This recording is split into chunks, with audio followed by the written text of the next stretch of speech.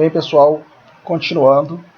Agora nós vamos precisar fazer com que esses computadores se comuniquem. Fisicamente existe conectividade, mas eles precisam de conexão lógica também, eles precisam de endereçamento. Se nós olharmos cada computador desse, alguma das configurações, vou pegar esse aqui que é mais fácil visualizar. Reparem que ele tem as informações. O que é importante a gente ver é que o link está up, ele está sem endereço IP, e lá à direita ele tem um endereço que nós chamamos de endereço físico, que é o MAC address. É um endereço de 48 bits, apresentado ali como um endereço de 12 bits hexadecimais. Cada um tem um endereço diferente, que é o endereço da placa de rede. Esse endereço serve para se comunicar dentro de um enlace, mas para que computadores possam se comunicar também em outros enlaces dentro de uma rede, na camada 3 eles precisam de um endereço. O endereço que nós vamos usar é o endereçamento IP versão 4. Nós vamos estudar ainda também a versão 6, mas por enquanto vamos usar um exemplo aqui fácil de endereçamento de IP versão 4. Aqui vou mexer naquela nota que nós incluímos anteriormente, eu não preciso adicionar uma nova, é só clicar em local A e fazer uma alteração. Eu vou usar o endereço 192.168.1.0 nessa rede. Uma explicação rápida: o endereço dessa rede de todos os computadores aqui vai ser 192.168.1, com apenas o último byte aqui, o último valor, diferenciando as máquinas. Então o endereço de todo mundo é o 192.168.1 e cada um tem um último número diferente dentro desse enlace. É como se todo mundo fosse da mesma família, tivesse o mesmo sobrenome, o 92681, e o último número fosse o nome da máquina. Então eu teria a máquina 1, 2, 3, 4 dentro da rede 192.168.1, certo? No local B, eu vou fazer parecido, só que eu vou usar o endereço 192.168.2.0. Então, 92.168.2.0. Então, é como se fosse um outro sobrenome. Aqui o sobrenome 192.168.1, aqui o sobrenome 192.168.2. Na verdade, seria a rede 192.168.1.0, uma rede de classe C IP, e aqui eu tenho uma outra rede de classe C, também 192.168.2. O que eu preciso é que todos os computadores aqui que falem a camada, que também falem na camada 3, falem na camada de rede, tenham que ter um endereço dessa rede. O que nós vamos fazer? No computador aqui, ele abre a nossa tela de configuração, eu vou clicar em Desktop. Desktop tem uma série de coisas que nós vamos trabalhar ainda durante o curso, mas configuração IP. Como a configuração que nós estamos trabalhando é estática, eu tenho que configurar na mão o endereçamento. Se eu estivesse trabalhando com um servidor de DHCP que entrega o endereço automaticamente, nós não temos nenhum configurado, eu clicaria nessa opção para descobrir automaticamente. É, por exemplo, o que acontece com os roteadores IP, com esses roteadores que vocês têm de rede dentro do... Nossa, agora foi ruim, hein, gente? Esses roteadores sem fio que vocês têm em casa. Vocês têm o DHCP habilitado, vocês recebem automaticamente o endereço. Como aqui eu vou configurar na mão, eu vou colocar o endereço da rede que eu tenho. 192.168.1. Desculpa, gente, aqui. 192.168.1. Qualquer endereço que não seja o 0 até 254. Então eu posso botar essa máquina como 92.168.1.1.12.1.3 até 1.254. Qualquer um. Vou usar aqui o endereço 10 por opção. A máscara de subrede, como nós estamos longe ainda de trabalharmos com subrede, ele já propôs aqui a máscara 255.255.255.0, que é o que nós chamamos de máscara padrão para endereços de classe C. O que significa isso?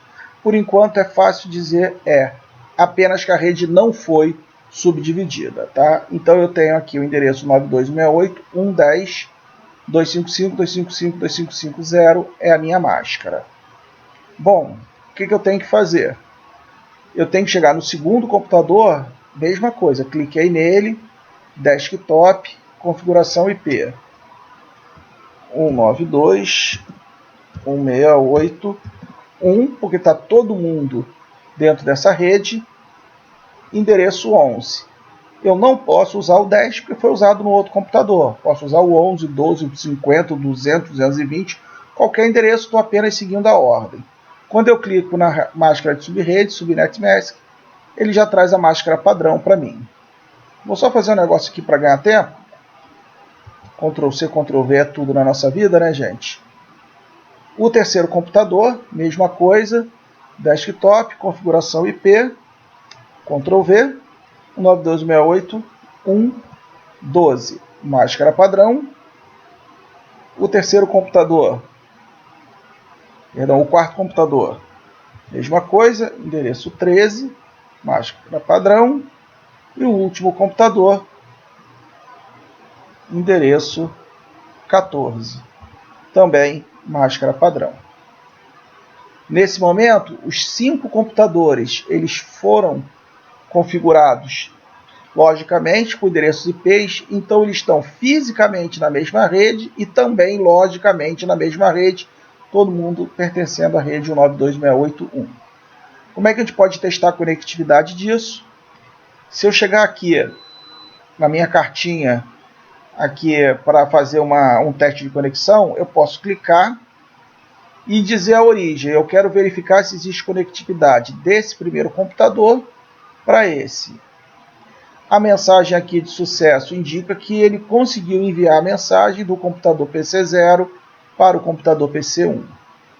Se eu quiser repetir o teste, eu posso mandar do PC1 para o PC2, também a conexão. Vocês vão ver que toda a conexão que eu tentar aqui, como eles estão fisicamente conectados, todo mundo na mesma rede, todo mundo consegue falar com todo mundo. Certo? Então, à direita aqui, todo mundo já foi conectado na mesma rede local e na mesma rede lógica 192.168.1.0. Na rede da direita, nós vamos fazer a mesma coisa. Clicar nesse computador, desktop, só que agora ele não pertence mais à rede 192.168.1. Ele pertence à rede 192.168.2.0, que vai ser um outro enlace. Então eu vou colocar o endereço 192.168.2 alguma coisa. Vou dizer que o endereço dessa é 210. Não há problema de repetir o 10 porque a rede é diferente, tá? Então é o 192.168.2. Aqui, máquina 10, máscara padrão. Vamos copiar para depois acelerar o processo. A segunda máquina eu também vou colocar da rede 192.168.2, só que a máquina 11. A terceira máquina, configuração IP, endereço 12, com máscara padrão. Fechei. E a última máquina também na mesma rede, com endereço 13. Tá? Se vocês clicarem agora em delete, né? Se eu apagar aqui e fizer a mesma coisa, a primeira máquina consegue falar com a segunda fala com a terceira, e a terceira fala com a quarta, todo mundo se comunicando dentro dessa segunda rede local. Aí vem as perguntas, assim, eu não preciso colocar IP no meu switch? Não, o meu switch é equipamento de camada 2, ele só atua em nível físico e nível de enlace. O endereço que ele entende na camada de enlace é aquele endereço físico que eu falei mais cedo. Se nós olharmos agora, lá à direita, onde tem endereço MAC, ele tem um número lá de 48 bits, 12 dígitos hexadecimais, vai voltar aqui, e agora ele tem o IP representado, 192.168.1.14. O meu switch ele não tem endereço IP. Ele não precisa de endereçamento IP para funcionar, tá? Ele é apenas um encaminhador de pacote de quadros dentro da minha rede.